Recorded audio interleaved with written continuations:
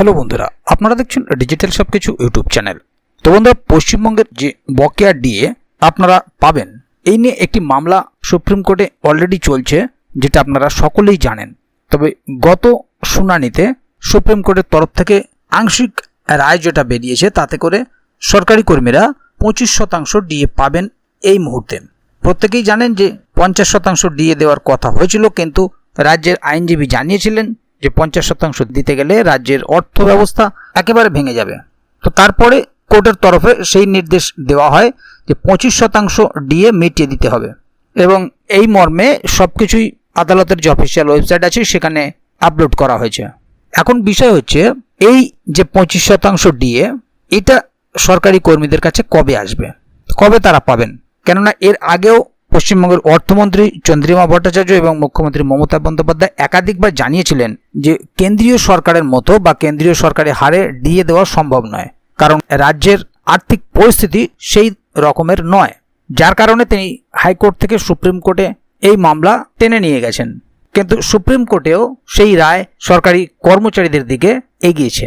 তো আজকের ভিডিওতে আমরা জেনে নেব যে পশ্চিমবঙ্গের সরকারি কর্মীরা এই ডিএ কবে থেকে পাবেন বা এর জন্য কি কি ব্যবস্থা নেওয়া হচ্ছে। সে কারণে ভিডিওটি আপনাদের জন্য অত্যন্ত গুরুত্বপূর্ণ হতে চলেছে, তাই ভিডিওটিকে কোথাও স্কিপ না করে প্রথম থেকে শেষ অবধি পুরোটাই দেখবেন মনোযোগ সহকারে, যাতে করে কোনো জায়গায় বুঝতে আপনাদের কোনো প্রকারের অসুবিধা না হয়। এছাড়াও আপনি যদি আমাদের চ্যানেলে প্রথমবার হয়ে থাকেন, তাহলে অবশ্যই চ্যানেলটিকে সাবস্ক্রাইব করে বেল আইকনটি প্রেস করে অল নোটিফিকেশনে ক্লিক করে দেবেন, যাতে করে আমাদের চ্যানেলে যখনই কোনো নতুন ভিডিও আপলোড হবে তা সরাসরি আপনাদের কাছে পৌঁছে যায়। তো চলুন দেখে নেওয়া যাক এখানে বিষয়টি ঠিক কি বলা হচ্ছে। এখানে দেখুন, একটি আর্টিকেল প্রকাশিত হয়েছে, ডিয়ারনেস অ্যালাউন্স, পশ্চিমবঙ্গের সরকারি কর্মীরা বকেয়া ডিএ কবে পাবেন। পশ্চিমবঙ্গের সরকারি কর্মীদের বকেয়া ডিএ নিয়ে দীর্ঘদিন ধরেই টানাপোড়েন চলছে। সরকারি কর্মচারীদের দাবি অনুযায়ী কেন্দ্রীয় হারে ডিএ না পাওয়ায় তারা আর্থিকভাবে বঞ্চিত হচ্ছেন। বিষয়টি নিয়ে আইনি প্রক্রিয়া শুরু হওয়ার পর থেকেই জনসাধারণ এবং কর্মচারীরা জানার চেষ্টা করছেন বকেয়া ডিএ কবে দেওয়া হবে এবং সরকারের প্রতিক্রিয়া কি। চলুন গুরুত্বপূর্ণ বিষয়গুলো পয়েন্ট ধরে জেনে নেই। পশ্চিমবঙ্গের সরকারি কর্মীরা ডিএ কবে পাবেন?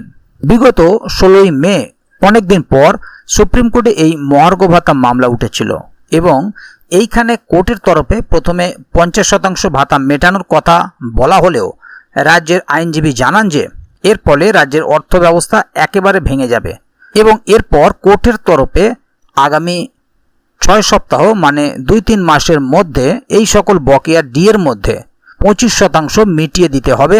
আদালতের অফিসিয়াল সাইটে এই মর্মে সকল তথ্য আপলোড করা হয়েছে, কিন্তু এই নিয়ে সরকারের তরফে কোনো প্রকারের কথা ঘোষণা করা হয়নি। এখন পশ্চিমবঙ্গের অর্থমন্ত্রী চন্দ্রিমা ভট্টাচার্য এবং মুখ্যমন্ত্রী মমতা বন্দ্যোপাধ্যায় একাধিকবার জানিয়েছেন কেন্দ্রীয় সরকারের মতো ডিএ দেওয়া সম্ভব নয়, কারণ রাজ্যের আর্থিক ক্ষমতা সেই পর্যায়ের নয়। কিন্তু এর আগে 2023 সালের মার্চ মাসে কলকাতা হাইকোর্ট নির্দেশ দেয় বকেয়া ডিএ প্রদান করতে হবে, কিন্তু রাজ্য সরকার সেই রায়কে চ্যালেঞ্জ করে সুপ্রিম কোর্টে আপিল করে। এখনো পর্যন্ত চূড়ান্ত রায় আসেনি, তবে আদালতের দিকেই তাকিয়ে আছেন লক্ষাধিক সরকারি কর্মচারী। রাজ্য সরকারের আর্থিক যুক্তি, রাজ্য সরকার বলছে কেন্দ্রীয় হারে ডিএ দিলে রাজ্য কোষাগারের উপর প্রচণ্ড চাপ পড়বে। তারা এটিও বলছে যে রাজ্যে স্বাস্থ্যসেবা, শিক্ষা ও সামাজিক প্রকল্প চালাতে গিয়ে প্রচুর খরচ হয়, তাই অতিরিক্ত বোঝা নেওয়া সম্ভব নয়। বকেয়া ডিএ আদৌ মিলবে কি, এই প্রশ্নের এখন সরাসরি উত্তর কারো কাছেই নেই। বিষয়টি সম্পূর্ণভাবে সরকারের উপর নির্ভর করছে। অনেকেই ভাবছেন ধাপে ধাপে ডিএ মেটানোর রোডম্যাপ তৈরি হতে পারে। এবারে পশ্চিমবঙ্গ সরকারের তরফে এই নির্দেশ নিয়ে কবে কোন আধিকারিক ঘোষণা করা হয় নবান্ন থেকে, বা মুখ্যমন্ত্রী মমতা ব্যানার্জি এই নিয়ে কি বলেন, সেই দিকেই তাকিয়ে অনেকেই।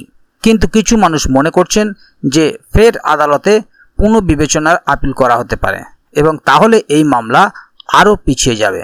কিন্তু 25% ভাতা দিয়ে দিলে দুর্গাপুজোর আগে অনেকটাই সুবিধা হবে সকলের, এমনটাই মনে করা হচ্ছে। তাহলে বন্ধুরা, বুঝতেই পারছেন এখানে বিষয়টি ঠিক কি বলা হচ্ছে। আদালত তো জানিয়ে দিয়েছে বকেয়া ডিএর 25% 2-3 মাসের মধ্যে দিয়ে দেওয়ার জন্য, কিন্তু সেটা কবে দেবেন বা কিভাবে দেবেন, আদৌ দেবেন কিনা, সেটা নির্ভর করছে রাজ্য সরকারের উপর। কারণ তিনি বলতে চাইছেন এইভাবে ডিএ দিলে রাজ্যের ওপর প্রচণ্ডভাবে আর্থিক চাপ পড়বে, তাই সরকারের পক্ষে এখনো পর্যন্ত কোনো নির্দিষ্ট দিনক্ষণ ঘোষণা করা হয়নি যে কবে থেকে বকেয়া ডিএ দেওয়া হবে। তাই আগামী দিনে যদি এ বিষয়ে আরও নতুন কোনো আপডেট আসে তাহলে অবশ্যই আপনাদেরকে এই চ্যানেলের মাধ্যমে জানিয়ে দেওয়া হবে।